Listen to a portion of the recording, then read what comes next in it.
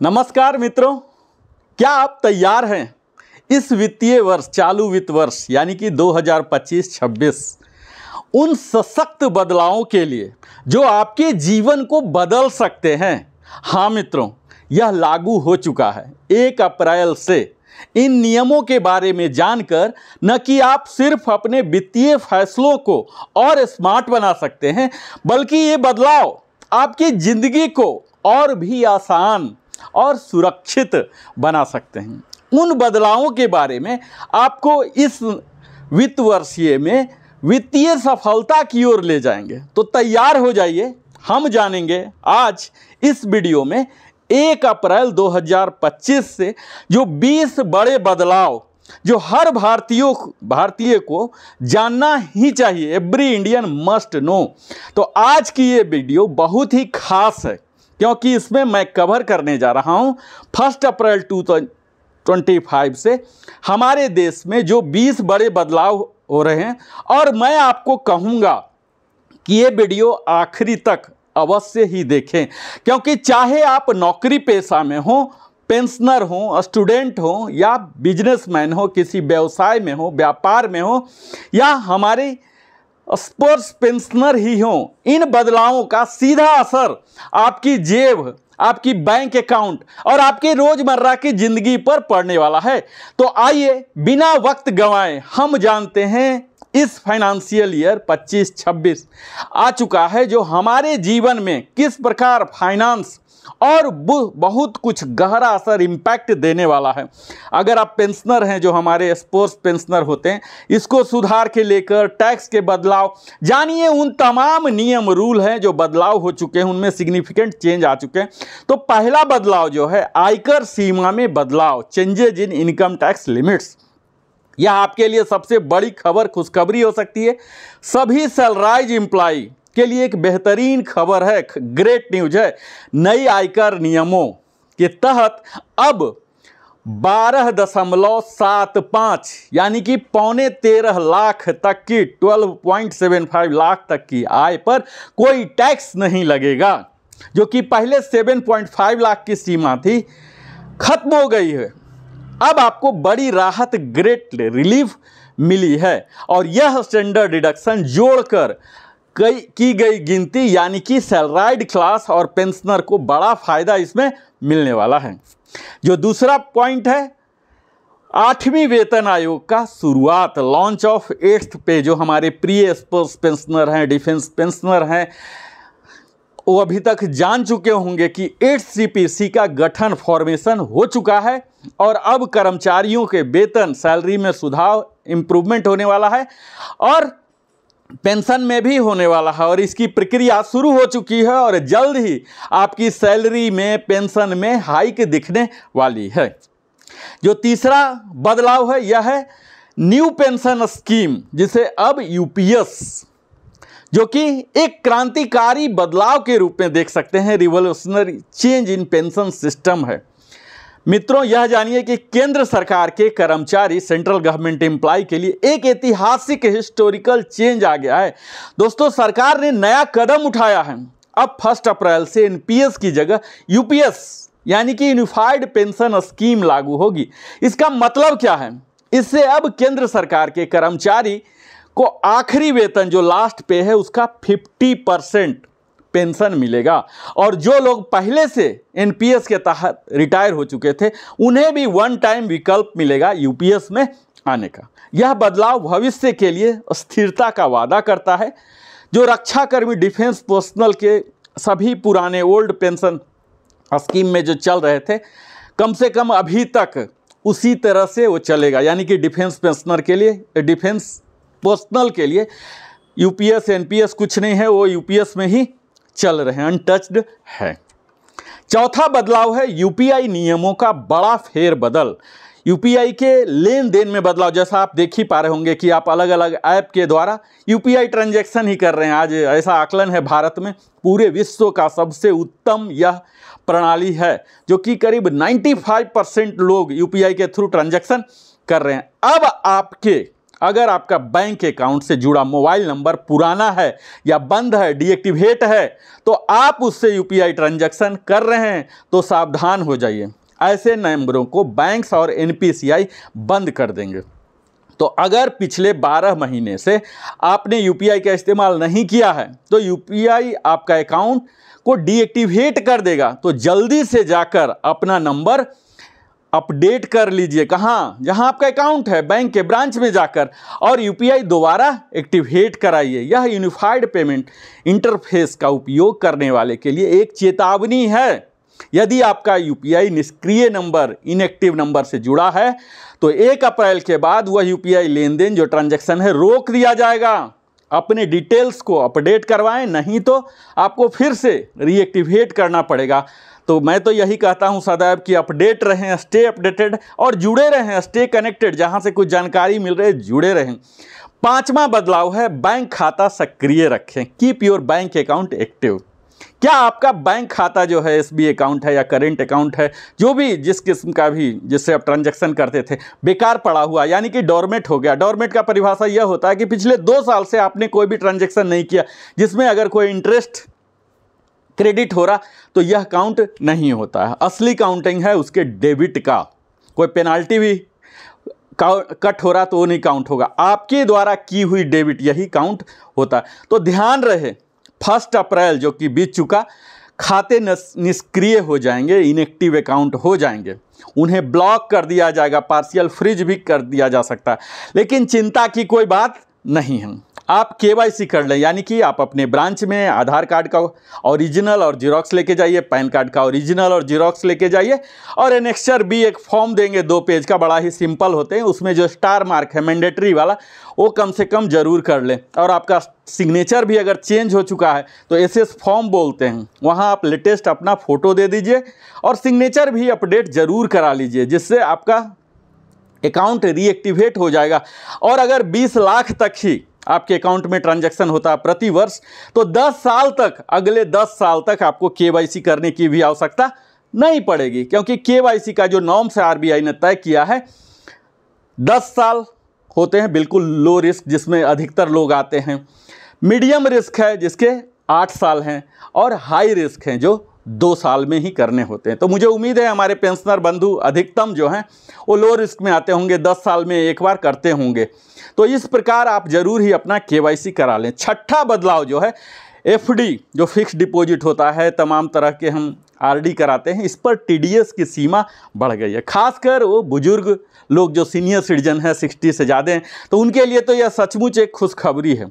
जो पहले एफडी पर ब्याज 50,000 से ज़्यादा पर टीडीएस कटना शुरू हो जाता था, अब ये सीमा बढ़ाकर 1 लाख कर दी गई है। और बाकी लोगों के लिए भी लिमिट जो पहले 40,000 था अब 50,000 कर दिया गया है। तो अगर आप टैक्स स्लैब में नहीं आते तो फॉर्म 15G या फॉर्म 15H भरकर टीडीएस से बच सकते हैं अपने एज के मुताबिक। यह आपके पैसे को स्मार्ट तरीके से बढ़ाएगा, उसके लिए एक बेहतरीन अवसर यहाँ मिल रहा है, ग्रेट अपॉर्चुनिटी मिल रहा है। लो इंटरेस्ट रेट हो चुके हैं, जो कि 7वां बदलाव के रूप में कहूँगा। अगर आपने संपत्ति जमा खाते टर्म डिपॉजिट में किए हैं तो ज़रूर चेक करें। कई बैंक एफडी, आरडी और सेविंग अकाउंट फिक्स डिपॉजिट जो हैं, इन पर ब्याज दरें बदलने जा रहे हैं और बदल चुके हैं। आप बैंक जाके एक बार पता कर लीजिए कि लेटेस्ट कौन सा। अगर आपको पुराना वाला में है तो आप उसे ब्रेक करके नए वाले में कर सकते हैं। यह अवसर जो है आपके पैसे को ज़्यादा प्रॉफिट देने का हो सकता है, तो इसे हाथ से न जाने दें। Don't miss this opportunity. 8वां बदलाव जो है पैन और आधार लिंकिंग की अनिवार्यता। मुझे उम्मीद है यह आपने कर ही लिया होगा। और अगर आप शेयर में, म्यूचुअल फंड्स में, सिक्योरिटी में उसका ब्याज जो होता है, डिविडेंड है, मुनाफा प्राप्त कर रहे हैं तो ध्यान दें, पे अटेंशन। 1 अप्रैल से पैन और आधार करना जरूरी हो गया है, दोनों का लिंकिंग, वरना आप ये जो मुनाफा खा रहे हैं डिविडेंड नहीं कर पाएंगे।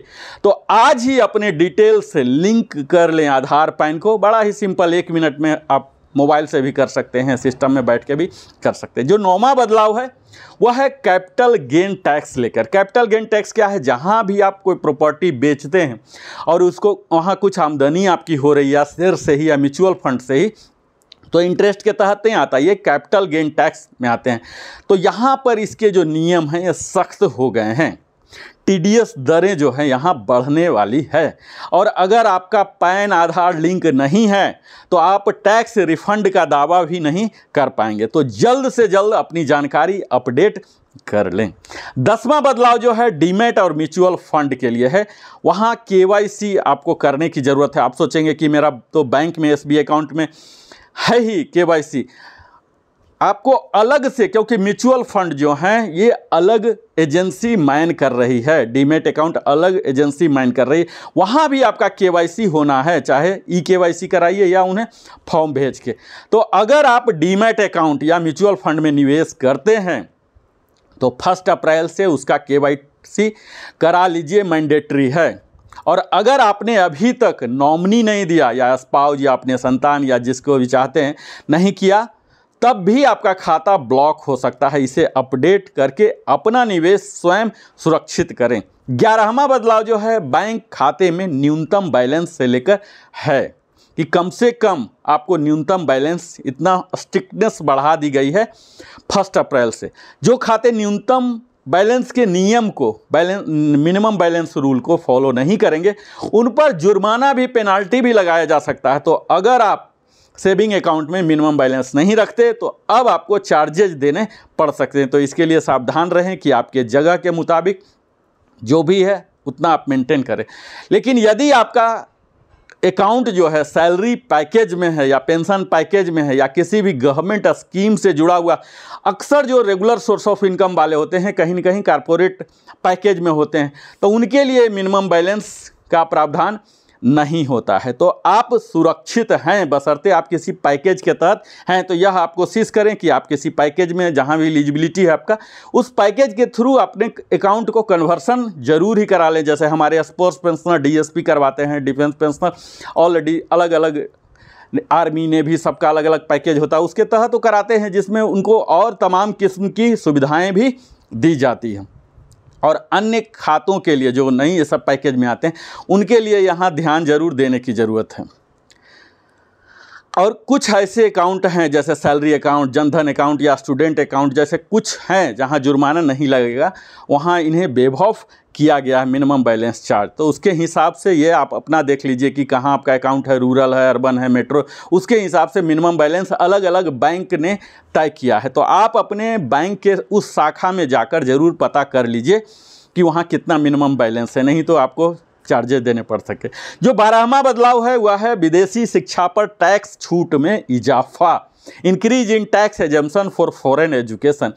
क्या आपके संतान विदेश में पढ़ाई कर रहे हैं, अब्रॉड स्टडी कर रहे हैं, तो विदेशी शिक्षा, फॉरेन एजुकेशन पर टैक्स छूट की सीमा जो बढ़ाकर पहले 1 लाख थी अब 2 लाख कर दी गई है। यह बदलाव आपके लिए एक बड़ी राहत, बिग रिलीफ दे सकता है।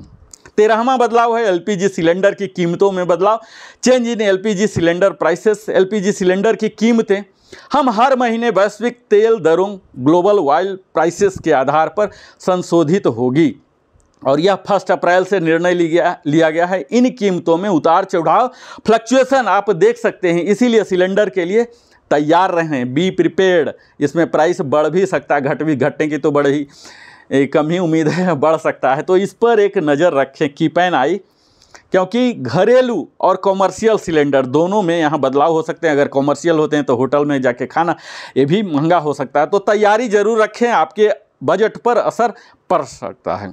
14वां जो बदलाव है वो जीएसटी में बदलाव है। जीएसटी के तहत नई इनपुट सर्विस डिस्ट्रीब्यूशन ISD प्रणाली लागू करने जा रही है। इसका मकसद क्या है? तो जो राज्यों और केंद्र के बीच जो टैक्स के वितरण, डिस्ट्रीब्यूशन होते हैं 99%, 66%, आप देख पा रहे होंगे इस तरह से डिस्ट्रीब्यूशन का बिल आता है 2.5% दोनों में, तो इसमें इम्प्रूवमेंट की गई है। तो आपके खर्चे को यह प्रभावित नहीं करेगा, लेकिन इसका असर, जो इम्पैक्ट है, एडमिनिस्ट्रेशन पर पड़ेगा। राज्यों के बीच के टैक्स का जो सही वितरण है यह सुनिश्चित करेगा, और आपको इसके सीधा असर ना पड़े, लेकिन ये जो व्यापारी हैं उनके लिए जानना जरूरी है। 15वां जो बदलाव है यह सांसदों की सैलरी और पेंशन से लेकर है, उनकी बढ़ गई है। अब हमारे सांसद जो MP हैं सांसद महोदय, इनकी सैलरी में 24% की बढ़ोतरी हो गई है। मतलब अब सांसदों को 1,24,000 महीना वेतन और 31,000 पेंशन मिलेगी। 1,24,000 पे एंड 31,000 पेंशन मिला करेगी। यह बदलाव 1 अप्रैल 2023 से ही प्रभावी है और बैक डेट से उन्हें एरियर भी मिलेगा। तो यह मेंबर ऑफ पार्लियामेंट्स के लिए एक गुड न्यूज है। उनकी सैलरी में यह 24% का इजाफा होने जा रहा है, जिससे अब उनका मासिक वेतन भी बढ़ेगा, साथ ही पेंशन भी बढ़ेगा। तो यह एक महत्वपूर्ण कदम, जो सिग्निफिकेंट स्टेप है, वो हमारे सांसदों के कठिन कार्य, जो हार्ड वर्क करते हैं, उनकी जिम्मेवारी है, रिस्पॉन्सिबिलिटी है, उनकी रिकॉग्निशन है, उनमें बढ़ावा मिलेगा, उनको प्रमोशन मिलेगा।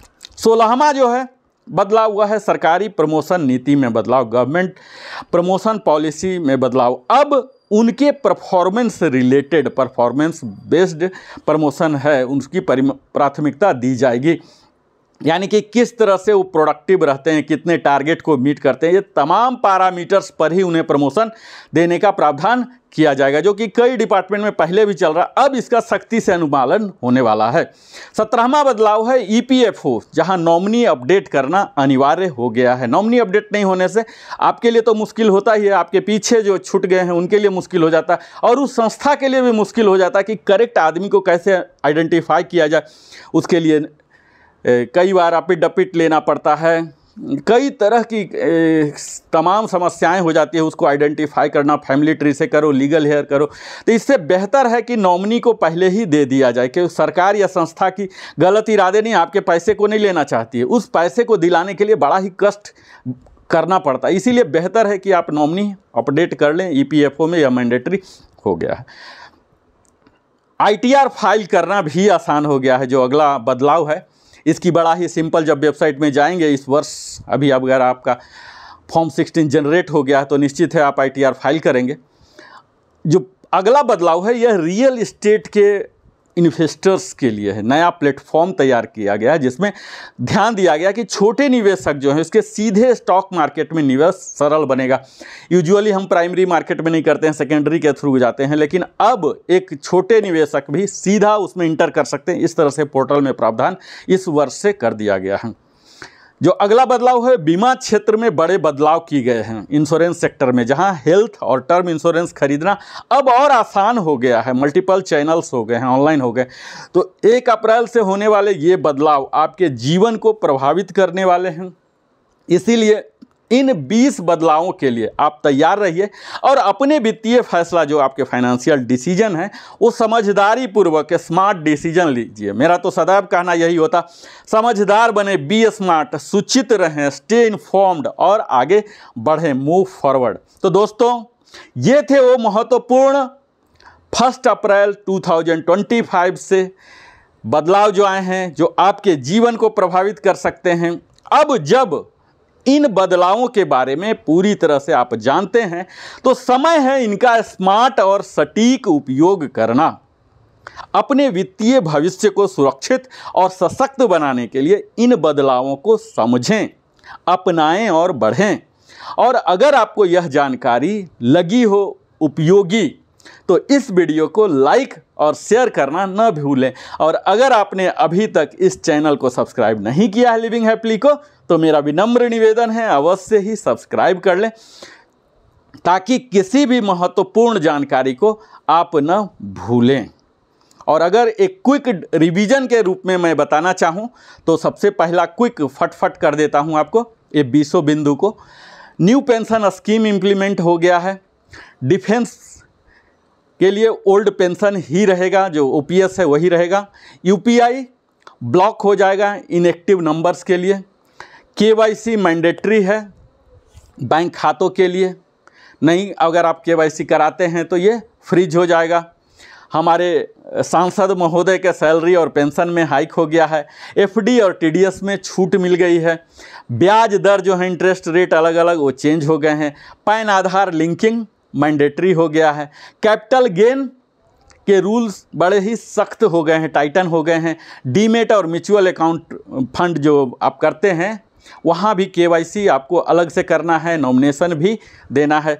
जो मिनिमम बैंक बैलेंस रूल है, यहाँ पर आपको जुर्माना देने का भी प्रावधान पहले भी था, लेकिन कुछ बैंकों ने इसे छूट दे रखा था, तो फिर से लागू होने जा रहा है। GST सिस्टम में ISD लागू किया गया है। LPG सिलेंडर के उतार चढ़ाव आप देख सकते हैं, क्योंकि यह गोल्ड की तरह ही, बाकी करेंसी की तरह ही यह भी उतार चढ़ाव हर महीने आपको घट बढ़ हो सकते हैं। आयकर में बड़ी छूट है, जो सबसे बड़ी समाचार है आप सबों के लिए। 12.75 लाख तक कोई टैक्स नहीं देना पड़ेगा।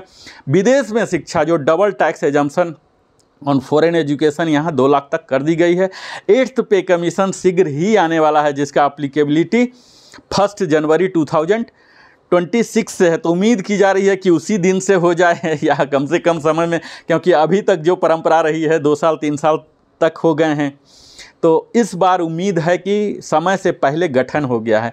सरकारी प्रमोशन पॉलिसी जो होता है उसमें चेंजेज आ गए हैं। EPFO के लिए नॉमिनी मैंडेट हो गए हैं, मैंडेटरी हो गए हैं। न्यू टैक्स फाइलिंग सिस्टम बड़े ही सरल हो गए हैं, और रिटेल प्लेटफॉर्म के लिए, इन्वेस्टर के लिए बड़ा ही आसान हो गए हैं, और जो इंश्योरेंस सेक्टर में लगाना चाहते हैं पैसा, उनके लिए आसान है। तो साथियों, 1 अप्रैल 2025 से हमारे भारतवर्ष में बदलावों की एक नई कहानी शुरू हो चुकी है। तो वक्त आ चुका है आपके लिए जागरूक बनने का, समय रहते सही फैसला, राइट डिसीजन लेने का, और अपने भविष्य को सुरक्षित करने का। वीडियो अगर पसंद आया हो तो लाइक करें, अपने दोस्तों के साथ, सगे संबंधियों के साथ साझा करें, क्योंकि ऐसे ही महत्वपूर्ण जानकारी के लिए आप चैनल को अवश्य ही सब्सक्राइब करें, क्योंकि आपके सब्सक्रिप्शन से हमें भी मोटिवेशन मिलता है। और अंत में याद रखें, जो बदलाव को समझता है वही भविष्य पर राज करता है। मिलते हैं अगले वीडियो में। जय हिंद। क्या आप तैयार हैं? बहुत बहुत धन्यवाद अपने जीवन का बहुमूल्य समय हमारे साथ बिताने के लिए। फिर से मिलता हूं, Narendra Kumar, wellness consultant, entrepreneur trainer. फिर से मिलता हूं एक इसी प्रकार की दमदार वीडियो के साथ।